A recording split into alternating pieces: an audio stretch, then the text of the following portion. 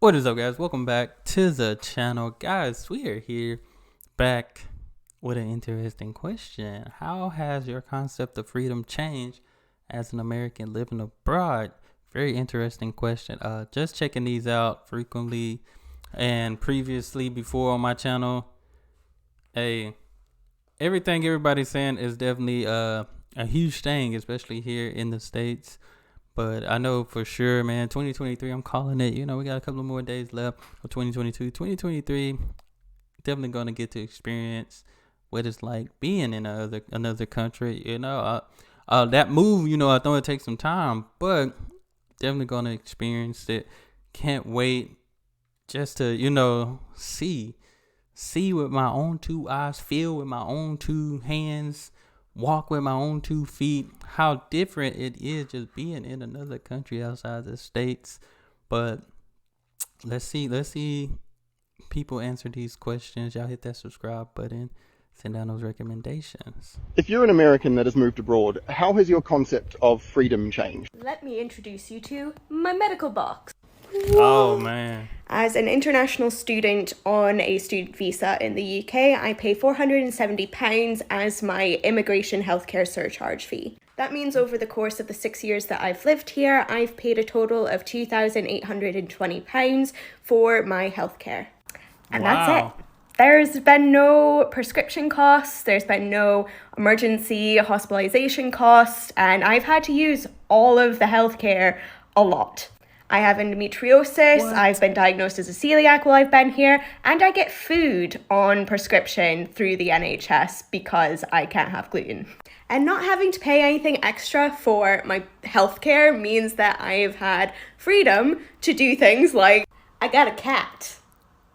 If you're an American that is... She's added a course of 6 years, $2,000. Somebody paying that in a year. Somebody is paying that within a year, 2 years, maybe. That is crazy. Moved abroad, how has your concept of freedom changed? There are a lot of different things I could say for this question, but one of the things that feels very relevant to everything going on in the States as far as the Supreme Court goes is how Ireland changes their constitution. Now, this isn't exactly freedom necessarily, and it wasn't something that I was able to actively participate in because I don't have my citizenship yet. But I've been here for 2 referendums, the same-sex marriage referendum as well as the repeal the 8th referendum. Repeal the 8th? What is that? For both of these important issues, a citizens' assembly was organized and done before the actual referendum took place, and the entire country voted to decide whether or not to allow same-sex marriages to happen based on the Constitution and whether there was a right to an abortion. Both of these passed. This type of direct democracy was incredibly refreshing to experience. If you're an American that has moved abroad, how has your concept of freedom changed? So I'm an American living in Finland, and immediately yes to everything in that video.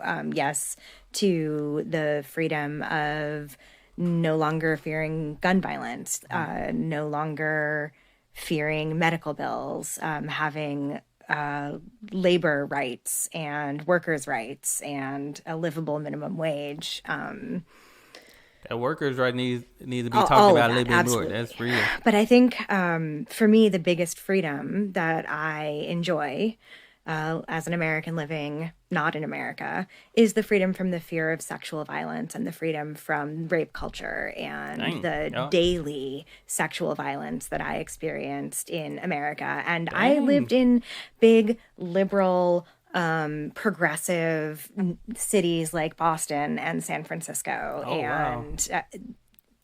Every time I left the house, I was catcalled, I was grabbed, I was sexually assaulted. I have experienced daily sexual violence. I ain't gonna lie, as a woman, I started seeing why women carrying pepper spray, pocket knife. Like that shouldn't be tolerated at all. You know what I'm saying? And this world just different. Like people, I think people just don't care. People do not care consequences anymore. For the entirety of my life that I can remember. That is crazy. In America.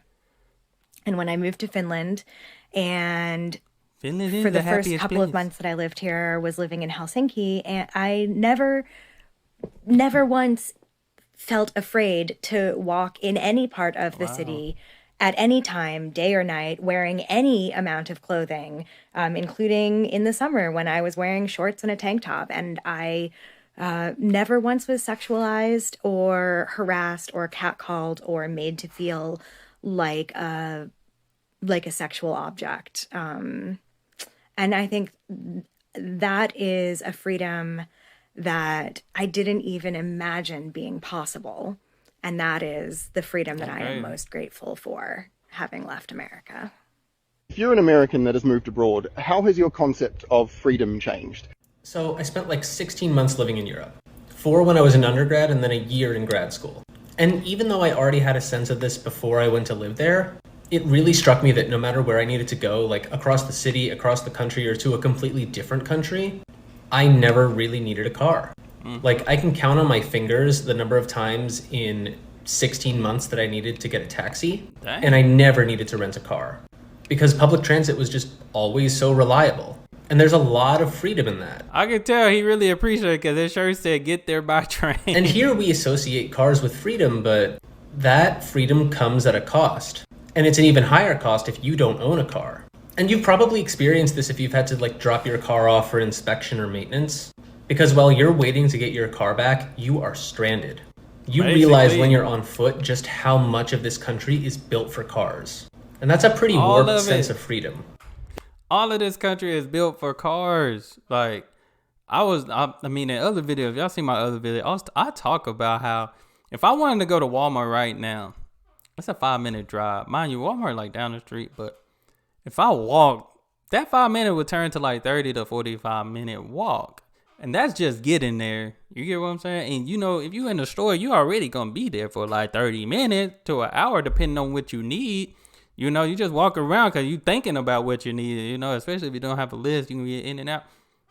So just think, 30 minutes, a 45-minute walk there. And probably even longer on your way back. And then you got groceries, you know. But 5-minute drive, boom, bam, boom. Easy work. This country is made only for cars. Especially if we live in small towns, but in their small towns, even around us, they have to come to my city just to go to a Walmart because they don't have none. All they got is dollar stores. You know, you can't find everything at the dollar store. If you're an American that has moved abroad, how has your concept of freedom changed? Do you prefer the freedom of knowing that you won't get unexpected medical bills? Do you prefer the freedom of being able to spend more time with your family due to shorter work weeks?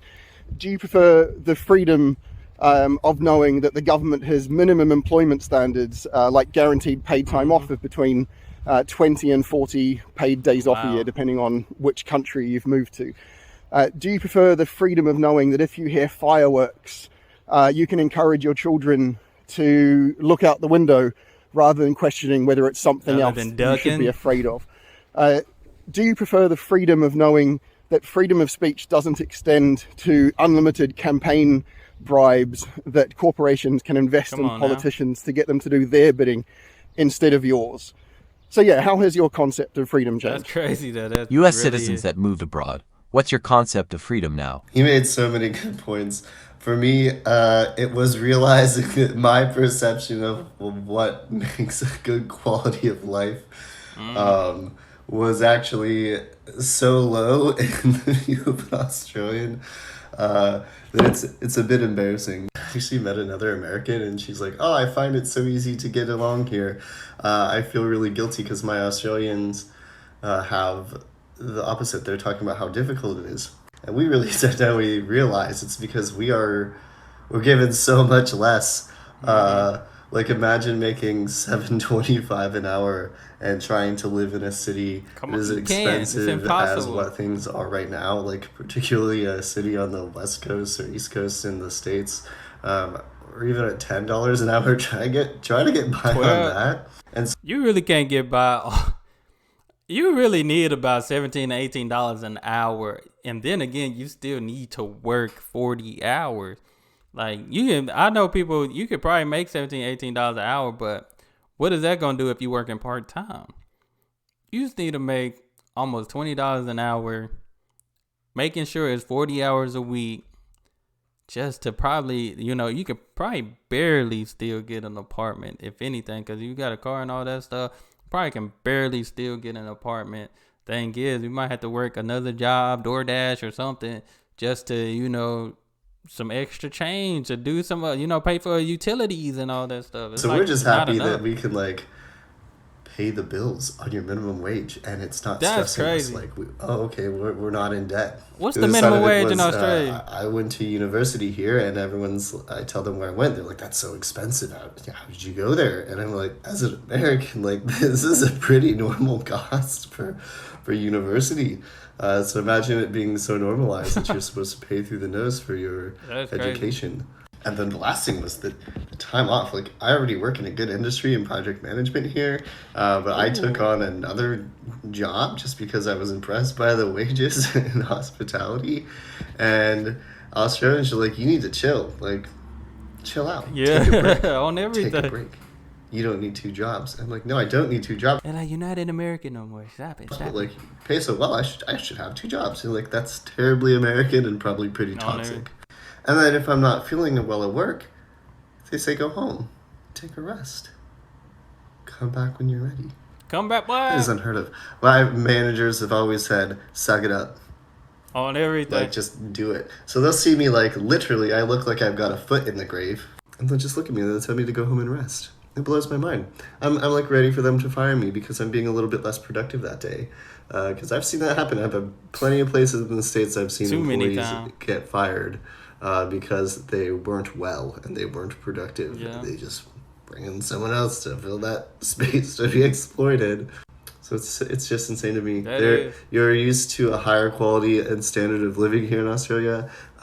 The lowest of your low is so high to me. I'm like impressed by it. I'm like, ooh, okay, let's do this. This is lavish. Perfect. If you're an American that has moved abroad, how has your concept of freedom changed? My understanding of freedom has changed dramatically since I moved abroad, and it started with unpicking just how much the word freedom is used as a dog whistle in the USA. The concepts of liberty and freedom are repeated so often and across so many channels. They become indelibly connected to this idea that America is the greatest. People come from elsewhere in the world to America for freedom, to the land of the free, the home of the brave. This kind of rhetoric.